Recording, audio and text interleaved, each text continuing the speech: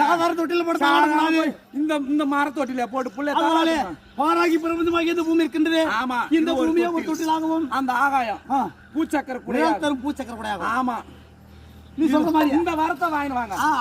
இந்த வாரம்